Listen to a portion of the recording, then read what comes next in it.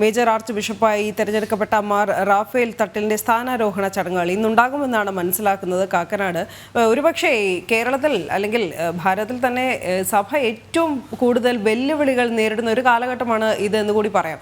ഈ ഒരു സമയത്ത് ഈ സ്ഥാനാരോഹണം, പുതിയൊരു നിയോഗം എന്നത് തീർച്ചയായും മാർ റാഫേൽ തട്ടിലിന് വലിയൊരു വെല്ലുവിളിയായിരിക്കും എന്നതിൽ സംശയമില്ലെന്ന് തോന്നുന്നു. കാരണം കുർബാന തർക്കം അടക്കമുള്ളവ പരിഹരിക്കാനുണ്ട്. പ്രശ്നങ്ങളിലൂടെ പോവുകയാണ് സഭ ഇപ്പോൾ.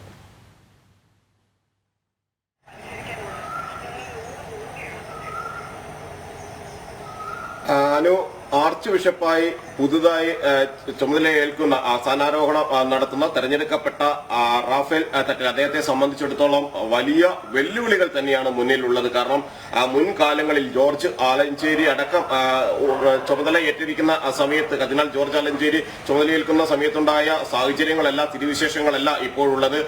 കൃത്യമായി തന്നെ അതിൽ മാറ്റം, വലിയൊരു തർക്കം സഭകളുമായി ബന്ധപ്പെട്ടുകൊണ്ട് പരസ്പരം ഇരു വിഭാഗവും പോരടിച്ചു നിൽക്കുന്നു. ഏകീകൃത കുർബാനയുമായി ബന്ധപ്പെട്ട, ജനാഭിമുഖ കുർബാനയുമായി ബന്ധപ്പെട്ട തർക്കങ്ങൾ രൂക്ഷമായി ഉടലെടുത്തിരിക്കുന്ന സാഹചര്യം, രണ്ട് വിഭാഗത്തെയും ഒരുമിച്ച് മുന്നോട്ട് കൊണ്ടുപോവുക എന്ന വലിയ വെല്ലുവിളി തന്നെയാണ് അദ്ദേഹത്തിന് മുന്നിൽ ഉണ്ടാവുന്നത്. നിയുക്ത archbishop, major archbishop Raphael തട്ടിന് മുന്നിൽ ഉള്ളത്. കാരണം ഇനിയുള്ള ദിവസങ്ങൾ അത് കൂടുതൽ ശക്തമായി തന്നെ ഇരു വിഭാഗവും അവരുടെ നീക്കങ്ങളിൽ അല്ലെങ്കിൽ അവരുടെ തീരുമാനങ്ങളിൽ, അവരുടെ അഭിപ്രായങ്ങളിൽ ഒരു ഇഞ്ച് പിന്നോട്ട് പോകാൻ ഒരിക്കൽ പോലും തയ്യാറായിട്ടില്ല. ജനാഭിമുഖ കുർബാന തന്നെ നടപ്പിലാക്കാൻ അനുവദിക്കൂ എന്ന് വിശ്വാസികളിൽ വലിയൊരു വിഭാഗവും ഒപ്പം തന്നെ വൈദികരിൽ നല്ലൊരു പങ്കും ആവർത്തിക്കുമ്പോൾ അതിനെ എതിർത്തുകൊണ്ട് വിശ്വാസികളിൽ മറുവിഭാഗം ശക്തമായി തന്നെ രംഗത്തുണ്ട്. അവർ പറയുന്നത്, സിനഡ് പറയുന്നത് അനുസരിക്കണം, ഒപ്പം തന്നെ സഭാ നേതൃത്വം പറയുന്നത് അനുസരിക്കണം, വത്തിക്കാനിൽ നിന്നുള്ള നിർദ്ദേശങ്ങൾ അനുസരിക്കുക മാത്രമാണ് സഭയിലെ വിശ്വാസികൾ ചെയ്യേണ്ടത്, അച്ചടക്കമുള്ള സഭാ വിശ്വാസികൾ ചെയ്യേണ്ടത്. അതിന്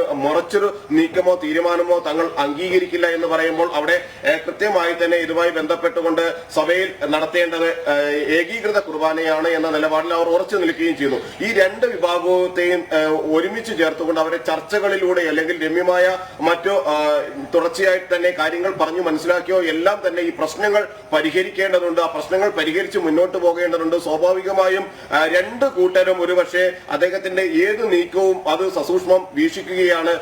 മറുപക്ഷത്തിന്റെ പക്ഷപാതപരമായി പെരുമാറുന്നു എന്ന ആരോപണം അത് ഏത് ഘട്ടത്തിലും ഉണ്ടാകുമെന്ന് റാഫേൽ തട്ടിലിനെ സംബന്ധിച്ചിടത്തോളം അദ്ദേഹത്തിന് അറിയാം. കാരണം അദ്ദേഹത്തിന് വത്തിക്കാന്റെ നിർദ്ദേശങ്ങൾ അനുസരിക്കാതിരിക്കാനാകില്ല. സിനഡ് ആണ് അദ്ദേഹത്തിന്റെ ഈ ചുമതലയിലേക്ക് കൊണ്ടുവരുന്നത്. സിനഡിന്റെ തീരുമാനങ്ങളെ മറികടന്ന് ഒരു നീക്കത്തിലേക്ക് റാഫേൽ തട്ടിലിന് കടക്കാൻ കഴിയില്ല. അദ്ദേഹത്തെ സംബന്ധിച്ചിടത്തോളം ഏകീകൃത കുർബാന നടപ്പിലാക്കുക എന്ന മുന്നിലുള്ള വെല്ലുവിളിയുണ്ട്. അതേ സമയത്ത് തന്നെ വലിയൊരു വിഭാഗം വൈദികരടക്കം തനിക്ക് എതിരായി മാറുന്ന സ്ഥിതിയിൽ അവരെ കൂടി കാര്യങ്ങൾ പറഞ്ഞു മനസ്സിലാക്കണം. പ്രത്യേകിച്ച് ഈ ക്രിസ്മസിനോട് അനുബന്ധിച്ച് പ്രത്യേക ചടങ്ങുകൾ നടന്നപ്പോൾ, പള്ളികളിൽ പ്രാർത്ഥനകൾ നടന്നപ്പോഴെല്ലാം ചെറിയ തോതിലുള്ള ചർച്ചകൾ നടന്നിരുന്നു. ചെറിയ വിട്ടുവീഴ്ചകൾക്ക് ഇരു വിഭാഗവും തയ്യാറായിരുന്നു. എന്നാൽ അവസാന നിമിഷം അത്തരം വിട്ടുവീഴ്ചകളെല്ലാം കാറ്റിൽ പറത്തുന്ന അല്ലെങ്കിൽ അത് ഇല്ലാതാക്കുന്ന രീതിയിലുള്ള നീക്കങ്ങൾ രണ്ട് ഭാഗത്തു നിന്നും ഉണ്ടായി. കടുംപിടുത്തങ്ങൾ ഉണ്ടായി, ചാട്യങ്ങൾ ഉണ്ടായി. തുടർന്ന് പ്രശ്നങ്ങളിലേക്ക് തന്നെ കൂടുതൽ മുന്നോട്ട് പോകുന്നു. അതുകൊണ്ട് തന്നെ പുതിയ മേജർ ആർച്ച് ബിഷപ്പിനെ സംബന്ധിച്ചിടത്തോളം ഇത് എങ്ങനെ രമ്യമായി പരിഹരിക്കാം ഈ വിഷയം, ഇനിയത് കൂടുതൽ കാലം നിലനിൽക്കുന്ന ഒരു തർക്കമായി മാറാതിരിക്കുക മാത്രമല്ല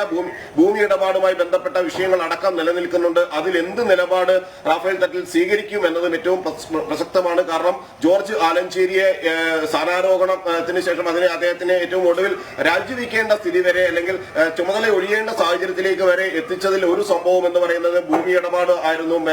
ഇതുമായി ബന്ധപ്പെട്ട് എറണാകുളം അങ്കമാലി അതിരൂപതയുമായി ബന്ധപ്പെട്ട് നടന്ന കോടികളുടെ ഭൂമി ഇടപാടിൽ അദ്ദേഹം പ്രതിസ്ഥാനത്തേക്ക് എത്തപ്പെട്ടു. വലിയ വിമർശനങ്ങൾ നേരിട്ടു. അങ്ങനെയുള്ള സാഹചര്യങ്ങളെ എല്ലാം മറികടന്നുകൊണ്ട് മുന്നോട്ട് പോവുക എന്ന ആ വെല്ലുവിളി നിറഞ്ഞ ഒരു കാലത്തിലൂടെ തന്നെയായിരിക്കും ഇന്ന് ചുമതല ഏൽക്കുന്ന ഇതുമായി ബന്ധപ്പെട്ട് റാഫേൽ തട്ടിൽ കടന്നു പോകേണ്ടി വരിക.